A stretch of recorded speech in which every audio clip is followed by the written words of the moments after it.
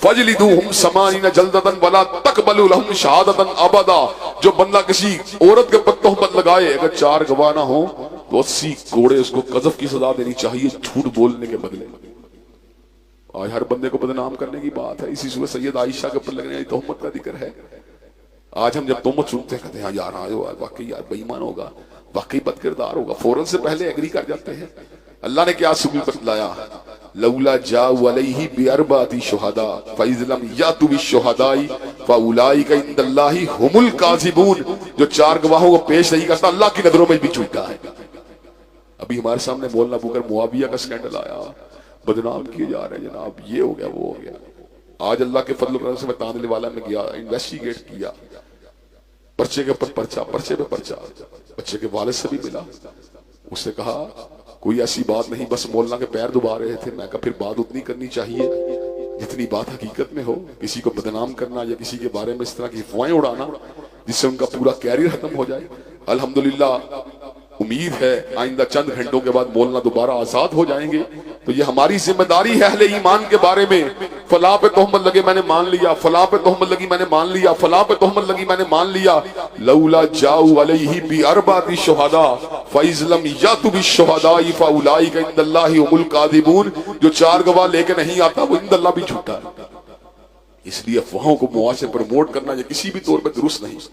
ان سارے اقدامات کے کرنے کے بعد اگر 4 گواہوں کی موجودگی کے اندر کوئی بندہ مرد اور عورت بد کرداری کر رہے ہوں، 4 گواہ اس کے اوپر قائم ہو جائیں تو حضرات گرامی کے اندر پھر اس قسم کے فعل شنیع کا ارتکاب کرنے والے اور معاشرے کے اندر بے حیائی کے اوپر فروغ دینے والے، چاہے وہ زنا بالرضا ہو چاہے وہ زنا بالجبر ہو۔ اب زنا بالرضا کو جو ہے انڈوس کیا جاتا ہے ہر موقع پہ، بھائی رضامند ہے جو مرضی کریں، اور میاں بیوی کے تعلقات کے اوپر بھی کرٹیسزم کیا جاتا ہے۔ میرٹل ریپ ہو رہا ہے، شادی شدہ زنا، اسے شادی شدہ زنا کہتے ہیں۔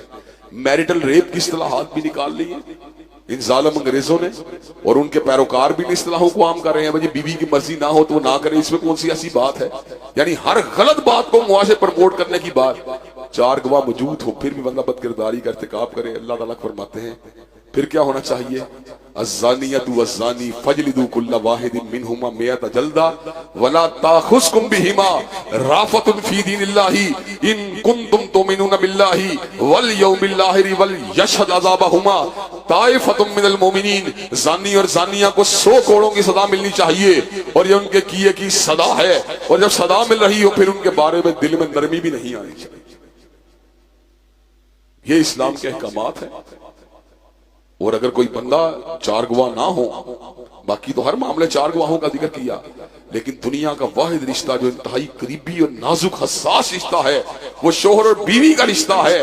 اس رشتے کے اندر اگر مرد اپنی بیوی کو بد کرداری کرتا ہوا دیکھے تو غیرت جو ہے مردانہ اس بات کو گوارا نہیں کرتی، 4 گواہوں کو لے کے آئے، تو اللہ نے اس حساس رشتے کے اندر مرد کی 4 قسموں کو 4 گواہوں کے قائم مقام بنا دیا۔ کہا نہیں گواہ آتا کوئی بات نہیں، 4 قسمیں کھا، اور ساتھ یہ بات کہ اللہ کی مجھ پہ لعنت ہو اگر میں جھوٹا الزام اپنی بیوی پہ لگاؤں، لیکن اللہ نے اس کے حق کا بھی خیال کیا، کہیں ایسا نہ ہو خاوند بے ایمان ہو اور عورت کو ذلیل کرنا چاہتا ہو، اس کو رسوا کرنا چاہتا ہو۔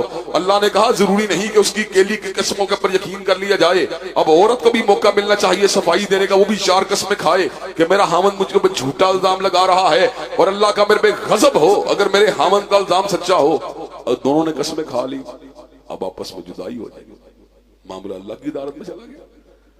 خاوند نے قسم کھائی، بیوی نے قسم کھانے سے انکار کیا، ہاتھ کو لگا دیا جائے گا۔ یہ اسلام ہے۔ اگر ان احکامات کے پر عمل کر لیا جائے، ایمانداری سے بتلائیے کہ معاشرے میں برائی ختم ہو سکتی ہے کہ نہیں ختم؟ اللہ کے فضل و برائی کی جڑیں کھیڑ دی جائیں گی، اور حضرات گرامی کی صورت میں اللہ نے آخر میں جا کر حضرت رسول اللہ کے احکامات عالیہ کی بلندی کا ذکر کیا، اور اسی کے پر اپنی بات کو ختم کروں گا۔ اللہ تبارک و تعالیٰ فرماتے ہیں فَلْيَحْذَرِ الَّذِينَ يُخَالِفُونَ عَنْ أَمْرِهِ أَن تُصِيبَهُمْ فِتْنَةٌ أَوْ يُصِيبَهُمْ عَذَابٌ أَلِيمٌ۔ جو حضرت رسول اللہ کے اوامر کو نہیں مانتے، جو آپ کے احکامات عالیہ کو نہیں مانتے، جو آپ کی حدیث طیبہ کو نہیں مانتے، جو آپ کی سنت مطہرہ کو نہیں مانتے، جو آپ کی جلوت و حلوت کو نہیں مانتے، جو آپ کی ازدواجی زندگی کو نہیں مانتے، جو آپ کی گھریلو زندگی کو نہیں مانتے، جو آپ کی سماجی زندگی کو نہیں مانتے، جو آپ کی سیاسی زندگی کو نہیں مانتے، جو آپ کی جہادی زندگی کو نہیں مانتے، فَلْيَحْذَرِ الَّذِينَ يُخَالِفُونَ عَنْ أَمْرِهِ أَن تُصِيبَهُمْ فِتْنَةٌ أَوْ يُصِيبَهُمْ عَذَابٌ أَلِيمٌ۔ انہیں ڈر جانا چاہیے کہ دنیا میں فتنے کا نشانہ بنیں گے اور